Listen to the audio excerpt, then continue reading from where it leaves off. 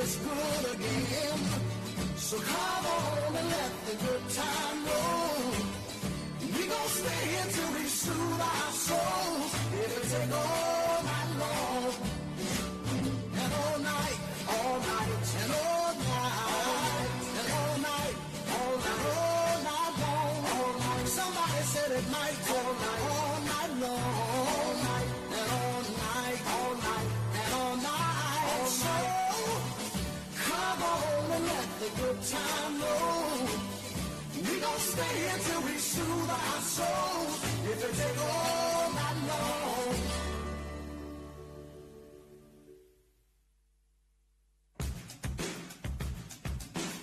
It's not the waking, it's the rising. It is the grounding of a foot uncompromising. It's not forgoing of the light. It's not the opening of eyes. It's not the waking, it's the rising. It's not the shade we should be casting. It's the light and it's the obstacle that casts it. It's the heat that drives the light. It's the fire that ignites. It's not the waking, it's the rising. It's not the song, it is the singing. It's the heaven of the human spirit ringing. It is the bringing of the light. It is the bearing of the rhyme. It's not the waking, it's the rising. And I could cry.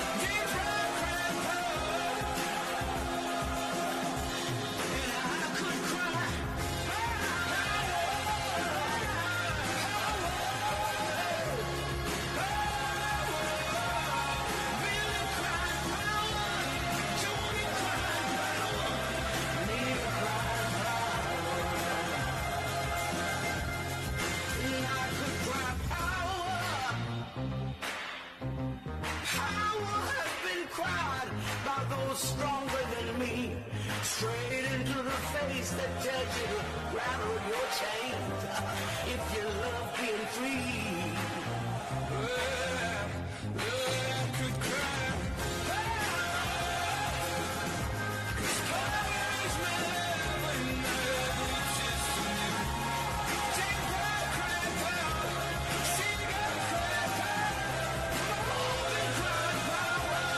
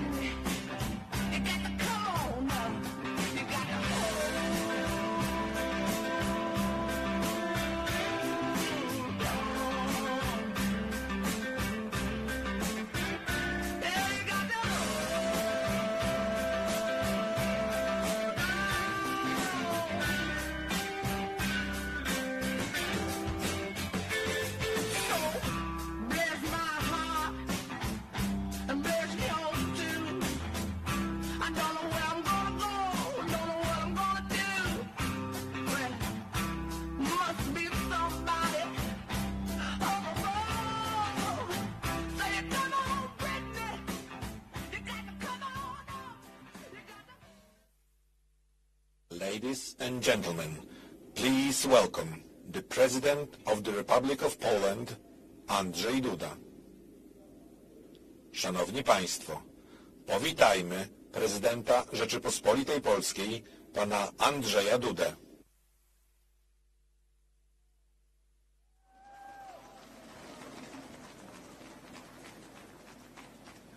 Szanowni Państwo, Ladies and gentlemen, thank you very much for welcoming me.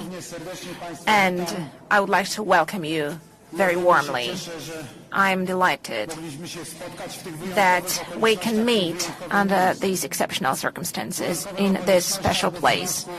These circumstances are exceptional because they are connected with a visit to our country, to Poland. The President of the United States of America, Mr. Joe Biden, who has arrived here directly from Kiev, plunged in the darkness of Russian aggression.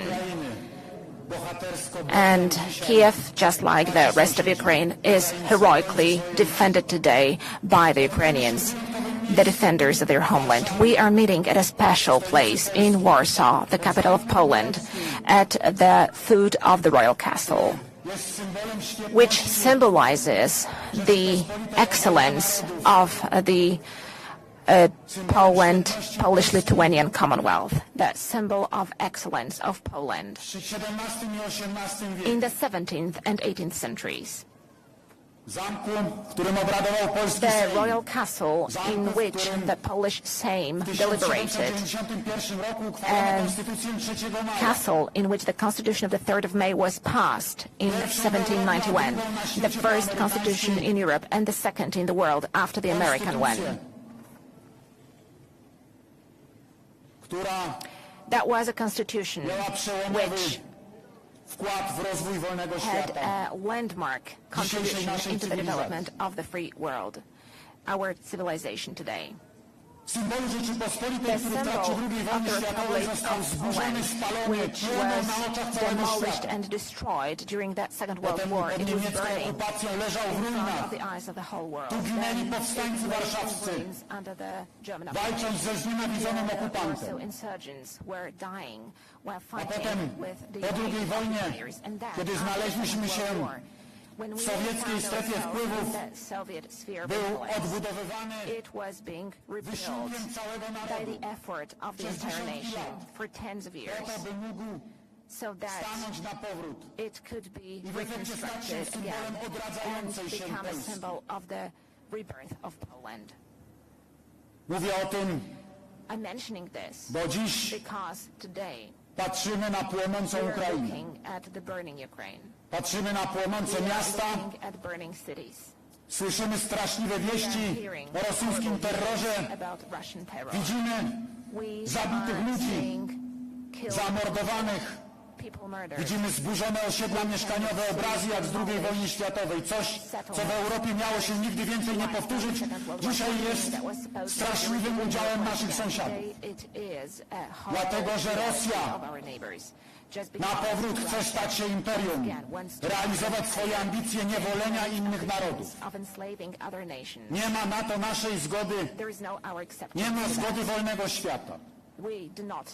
Prezydent Stanów Zjednoczonych, lider wolnego świata, Joe Biden, dokonał spektakularnego gestu. Wczoraj rano stanął w Kijowie, wbrew wszelkim oczekiwaniom, na ukraińskiej ziemi, tam gdzie toczy się wojna. Pokazał, że wolny świat i jego lider nie boi się niczego. Pokazał, że Ukraina nie jest sama, że ma wsparcie najpotężniejszego państwa świata i najpotężniejszej armii świata, że ma wsparcie Sojuszu Północnoatlantyckiego i że to jest wsparcie poważne, które nie zgaśnie. To wielki znak. Jesteśmy wszyscy wspólnie cały czas przy Ukrainie. Od samego początku. 23 lutego, na dzień przed rosyjską agresją na Ukrainę, rok temu, Byłem w Kijowie razem z prezydentem sąsiedniej Litwy, Gitanasem Nausėdą. Rozmawialiśmy z prezydentem Wołodymirem Zełenskim.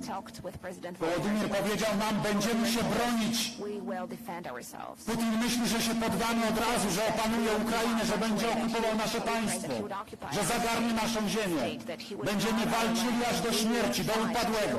Nie poddamy się.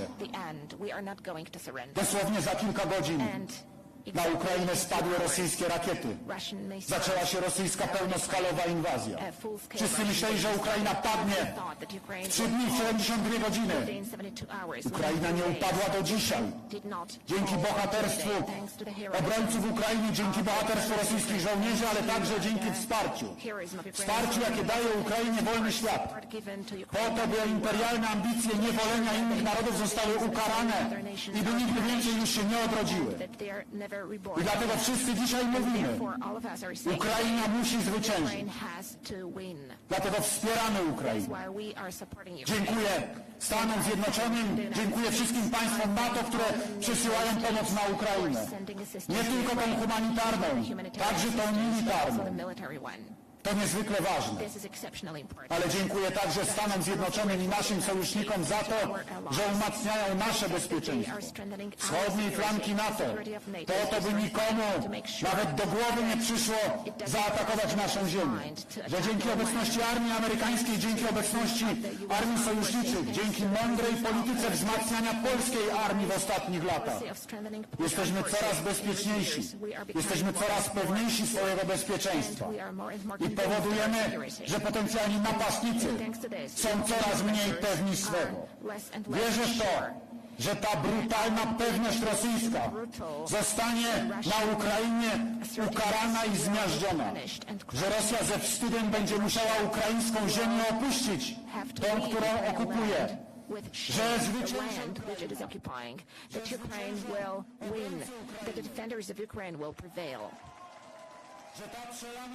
that this spilled blood, that this horrible sacrifice, which is being paid by the Ukrainian nation, will bear fruits of a grand victory.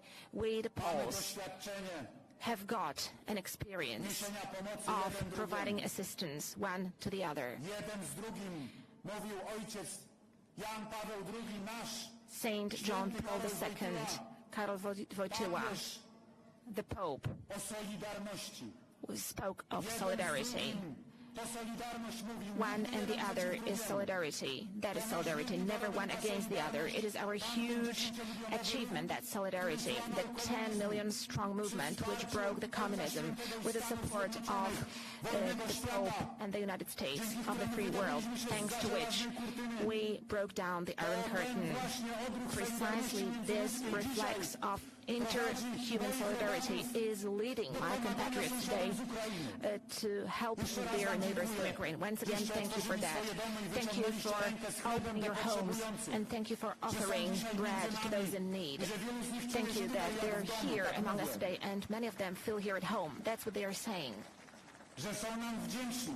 They are grateful to us for the fact that we welcomed them, although millions of them have come.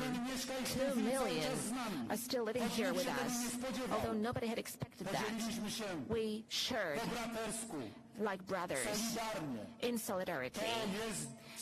This is the solidarity of the world today, solidarity with Ukraine. And I'm calling on all the leaders of the European states, of the North Atlantic Alliance, to stand in solidarity with Ukraine, to support Ukraine all the time, to provide Ukraine with military support so that the defenders of Ukraine have weapons to fight with. Do not hesitate. Do not be afraid. There is no place for business as usual with Russia anymore, where blood is being shed. Honest people do not. Dziś może to zostać zatrzymane tylko nowoczesnym uzbrojeniem, bo tego Ukraina potrzebuje.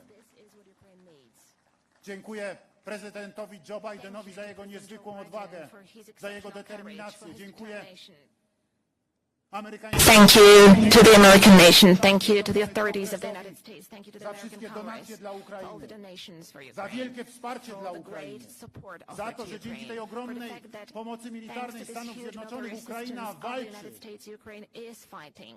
i inni też wspierają, And others are also providing bo support. taka jest Because rola NATO, this is the role of bronić NATO, wolnego świata, to defend the wspierać free wolny world, świat. to support the free world. Jesteśmy i będziemy We solidarni z Ukrainą. stand in solidarity Nie with ma Ukraine and we will stand wolności in solidarity bez with Ukraine. There is solidarności. no freedom Niech without żyje wolna solidarity. Ukraina.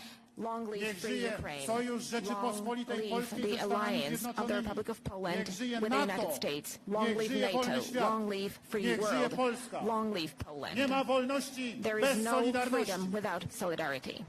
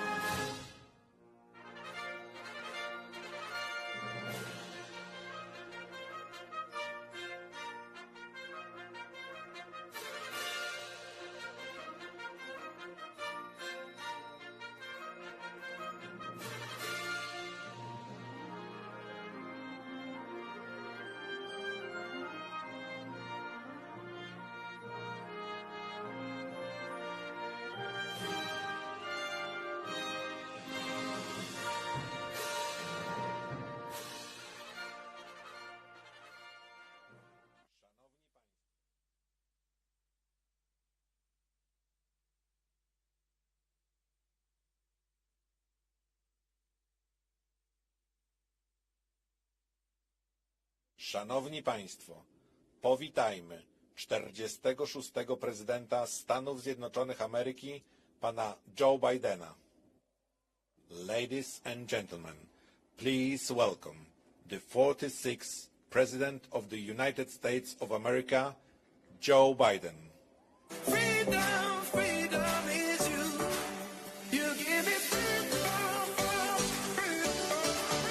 You give me freedom, I've been looking for. You give me freedom, freedom. You give me freedom, I've been looking for. You give me freedom, freedom. You give me freedom, I've been looking for. You give me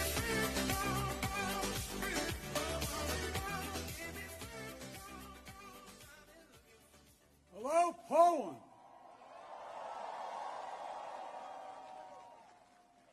One of our great allies. President Duda, Prime Minister, Mr. Mayor, to all the former ministers and presidents, as well as mayors and Polish political leaders from all across the country, thank you for welcoming back to Poland. You know, it was nearly 1 year ago I spoke at the Royal Castle here in Warsaw, just weeks after Vladimir Putin had unleashed his murderous assault on Ukraine, the largest land war in Europe since World War II had begun.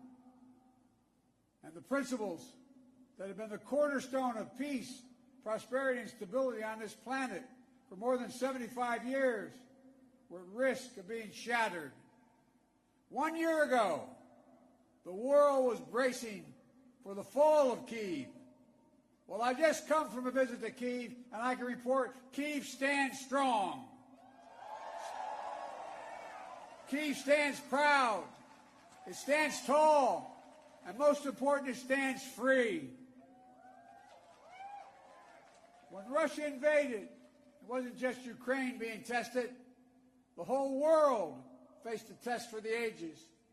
Europe was being tested. America was being tested. NATO was being tested. All democracies are being tested. And the questions we faced were as simple as they were profound. Would we respond? Or would we look the other way? Would we be strong? Or would we be weak? All of our allies, would be united or divided? 1 year later, we know the answer. We did respond. We would be strong. We would be united. And the world would not look the other way. We also face fundamental questions about the commitment to the most basic of principles. Would we stand up for the sovereignty of nations? Would we stand up for the right of people to live free from naked aggression? Would we stand up for democracy? 1 year later, we know the answers. Yes, we would stand up for sovereignty, and we did. Yes, we would stand up for the right of people to live free from aggression, and we did. And we would stand up for democracy, and we did. And yesterday, I had the honor to stand with President Zelensky in Kyiv to declare that we will keep standing up for these same things, no matter what.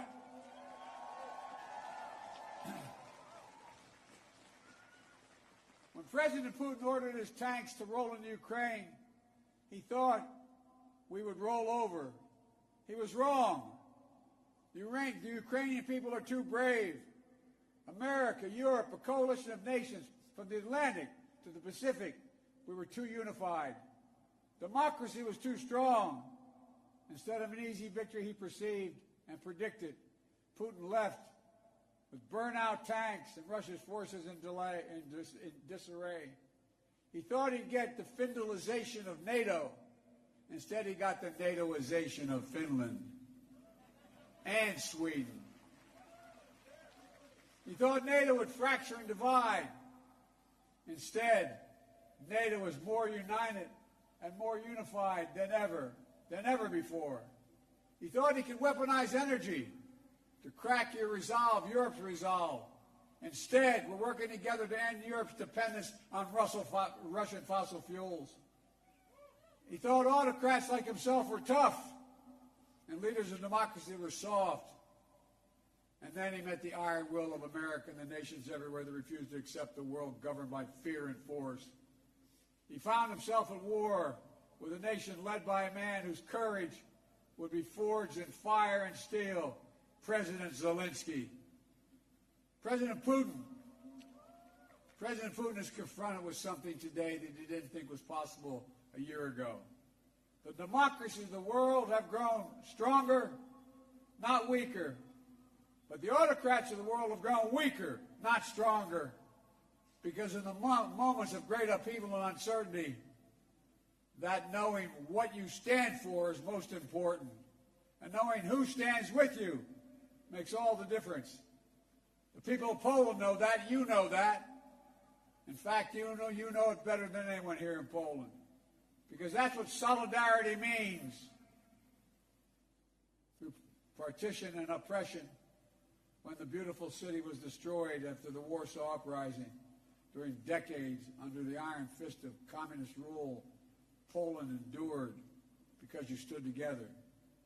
That's how brave leaders of the opposition and the people of Belarus continue to fight for their democracy. That's how the resolve of Moldovan people, the resolve of the people of Moldova to live in freedom, when it gained them independence and put them on the path to EU membership. President Sandu is here today. I'm not sure she is, but I'm proud to stand with you and the freedom-loving people of Moldova. Give her a round of applause.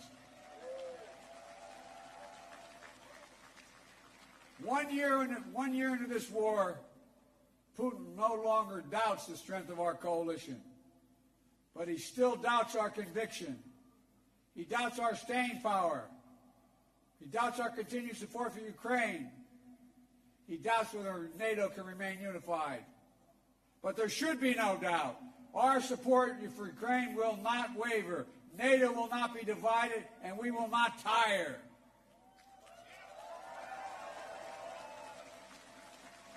President Putin's craven lust for land and power will fail, and the Ukrainian people's love for their country will prevail. Democracies of the world will stand guard over freedom today, tomorrow, and forever.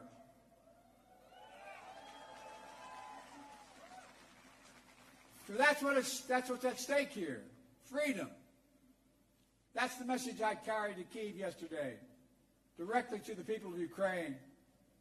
When President Zelensky said he came to the United States in December, quote, he said, this struggle will define the world and what our children and grandchildren, how they live, and then their children and grandchildren. He wasn't only speaking about the children and grandchildren of Ukraine. He was speaking about all of our children and grandchildren, yours and mine. We're seeing again today what the people of Poland and the people across Europe saw for decades. Appetites of the autocrat cannot be appeased. They must be opposed. Autocrats only understand one word: no, no, no. No, you will not take my country. No, you will not take my freedom. No, you will not take my future. And I'll repeat tonight what I said last year in this same place. A dictator bent on rebuilding an empire will never be able to ease the people's love of liberty. Brutality will never grind down the will of the free. And Ukraine, never.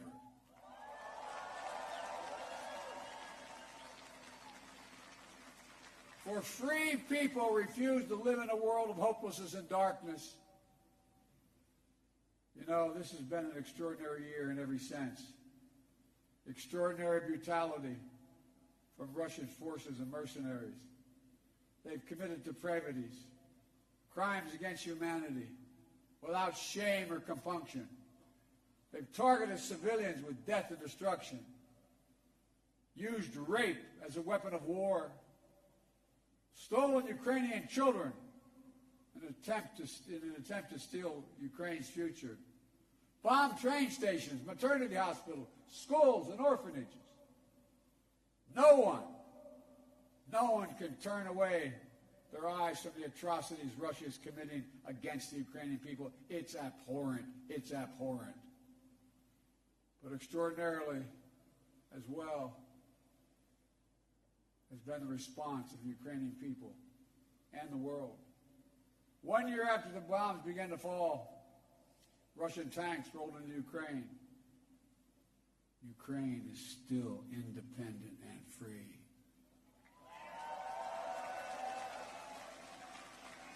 From Kherson to Kharkiv, Ukrainian fighters have reclaimed their land. More than 50% of the territory Russia held last year. The blue and the yellow flag of Ukraine proudly waves once again.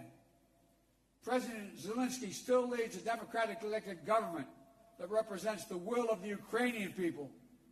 And the world has already voted multiple times, including the United Nations General Assembly, to condemn Russia's aggression and support a just peace. Each time in the UN, that vote has been overwhelming. In October, 143 nations of the United Nations condemned Russia's illegal annexation. Only four in the entire UN voted with Russia. 4. So tonight, I speak once more to the people of Russia. The United States and the nations of Europe do not seek to control or destroy Russia. The West was not plotting to attack Russia, as Putin said today. And millions of Russian citizens who only want to live in peace with their neighbors are not the enemy. This war was never a necessity. It's a tragedy. President Putin chose this war. Every day the war continues is his choice. He could end the war with a word. It's simple. If Russia stopped invading Ukraine, it would end the war. If Ukraine stopped defending itself against Russia, it would be the end of Ukraine. That's why together we're making sure Ukraine can defend itself. The United States has assembled a worldwide coalition of more than 50 nations to get critical weapons and supplies to the brave Ukrainian fighters on the front lines. Air defense systems, artillery, ammunition, tanks, armored vehicles. The European Union and its member states have stepped up with unprecedented commitment to Ukraine. Not just in security assistance, but economic and humanitarian refugee assistance and so much more. To all of you here tonight, take a moment, and I'm serious when I say this. Turn around and look at one another. Look at what you've done so far. Poland is hosting more than 1.5 million refugees from this war. God bless you. Poland's generosity, your willingness to open your hearts and your homes is extraordinary. And the American people are united in our resolve as well. All across my country, in big cities and small towns, Ukrainian flags fly from American homes. Over the past year, Democrats and Republicans in our United States Congress have come together to stand for freedom. That's who Americans are, and that's what Americans do. The world is also coming together to address the global fallout from President Putin's war. Putin tried to starve the world, blocking the ports in the Black Sea to stop Ukraine from exporting its grain, exacerbating the global food crisis that hit developing nations in Africa especially hard. Instead, the United States and the G7 and partners around the world answered the call with historic commitments to address the crisis and to bolster global food supplies. And this week, my wife, Jill Biden, is traveling to Africa to help bring attention to this critical issue. Our commitment is to the people of Ukraine and the future of Ukraine. A Ukraine that's free, sovereign, and democratic. That was the dream of those who declared Ukraine's independence more than 30 years ago, who led the Orange Revolution and the Revolution of Dignity, who braved ice and fire in the Maidan, and the heavenly 100 who died there, and those who continue still to root out Kremlin's efforts to corrupt, coerce, and control. It's a dream for those Ukrainian patriots who fought for years against Russia's aggressions in the Donbass, and the heroes who've given everything, given their lives in the service of their beloved Ukraine. I was honored to visit their memorial in Kyiv yesterday to pay tribute to the sacrifice of those who lost their lives, standing alongside President Zelensky. The United States and our partners stand with Ukraine's teachers, its hospital staff, its emergency responders, the workers in cities across Ukraine are fighting to keep the power on in the face of Russia's cruel bombardment. We stand with the millions of refugees of this war who found a welcome in Europe and the United States, particularly here in Poland. Ordinary people all across Europe did whatever they could to help and continue to do so. Polish businesses, civil society, cultural leaders, including the First Lady of Poland, who is here tonight, have led with the heart and determination, showcasing all that's good about the human spirit. Madam First Lady, we love you. Thank you all.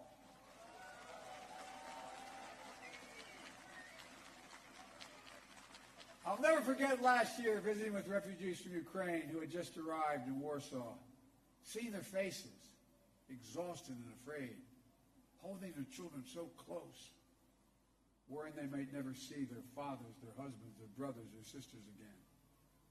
In that darkest moment of their lives, you, the people of Poland, offered them safety and light. You embraced them. You literally embraced them. I watched the looks on their faces. Meanwhile, together we made sure that Russia is paying the price for its abuses. We continue to maintain the largest sanction regime ever imposed in any country in history. And we're going to announce more sanctions this week together with our partners. We'll hold accountable those who are responsible for this war, and we'll seek justice for the war crimes and crimes against humanity continuing to be committed by the Russians. You know, there is much for us to be proud of over all that we have achieved together this past year. But we have to be honest and clear-eyed as we look at the year ahead. The defense of freedom is not the work of a day or of a year. It's always difficult. It's always important. As Ukraine continues to defend itself against the Russian onslaught and launch counteroffensive of its own, there will continue to be hard and very bitter days. Victories and tragedies. But Ukraine is steel for the fight ahead. And the United States, together with our allies and partners, are going to continue to have Ukraine's back as it defends itself. Next year, I will host every member of NATO for our 2024 summit in the United States. Together, we'll celebrate the 75th anniversary of the strongest defensive alliance in the history of the world, NATO. And let there be no doubt, the commitment of the United States to our NATO alliance in Article 5 is rock solid. And every member of NATO knows it. And Russia knows it as well. An attack against one is an attack against all. It's a sacred oath. Sacred oath to defend every inch of NATO territory. Over the past year, the United States has come together with our allies and partners in an extraordinary coalition to stand against Russian aggression. But the work in front of us is not just what we're against. It's about what we're for. What kind of world do we want to build? We need to take the strength and capacity of this coalition and apply it to lifting up the lives of people everywhere, improving health, growing prosperity, preserving the planet, building peace and security, treating everyone with dignity and respect. That's our responsibility. The democracies of the world have to deliver it for our people. As we gather tonight, the world, in my view, is at an inflection point. The decisions we make over the next 5 years or so are going to determine and shape our lives for decades to come. That's true for Americans. It's true for the people of the world. And while decisions are ours to make now. The principles and the stakes are eternal. The choice between chaos and stability, between building and destroying, between hope and fear, between democracy that lifts up the human spirit and the brutal hand of the dictator who crushes it, between nothing less than limitation and possibilities, the kind of possibilities that come when people who live not in captivity but in freedom, freedom, there is no sweeter word than freedom. There is no nobler goal than freedom. There's no higher aspiration than freedom. Americans know that, and you know it. And all that we do now must be done so our children and grandchildren will know it as well. Freedom. The enemy of the tyrant and the hope of the brave and the truth of the ages. Freedom. Stand with us. We will stand with you. Let us move forward with faith and conviction and with an abiding commitment to be allies, not of darkness but of light, not of oppression but of liberation, not of captivity but, yes, of freedom. May God bless you all. May God protect our troops. And may God bless the heroes of Ukraine and all those who defend freedom around the world. Thank you, Poland. Thank you, thank you, thank you for what you're doing. God bless you all.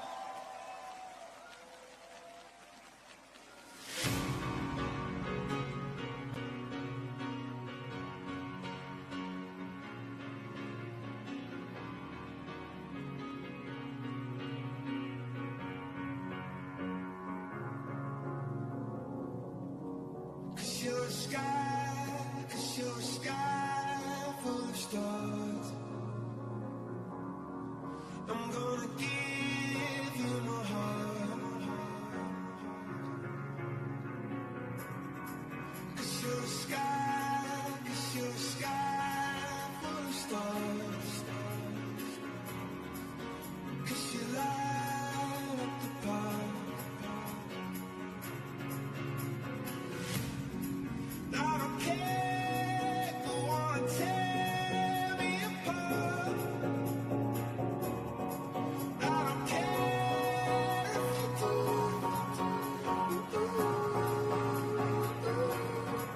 'Cause in the sky full of stars, I think I saw you.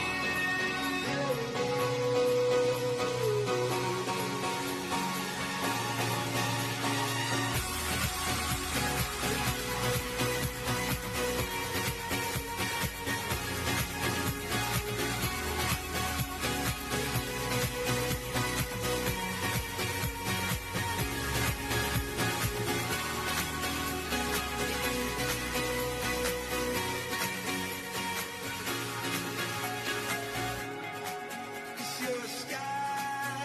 you're a sky full of stars. I wanna die in your arms. Cause you get lighter the more it gets dark. I'm gonna give you my heart. I don't care if you wanna tear me apart. I don't care if you do.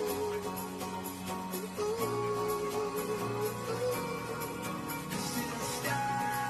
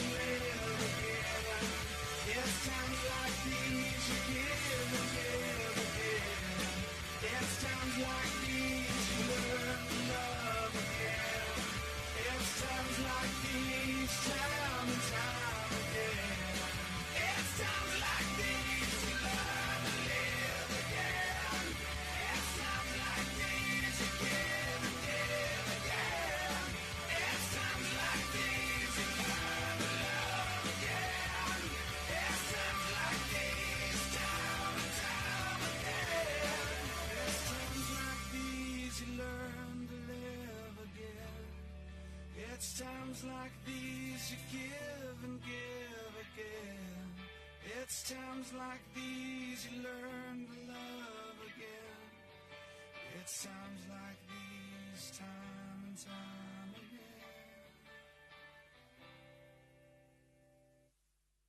again.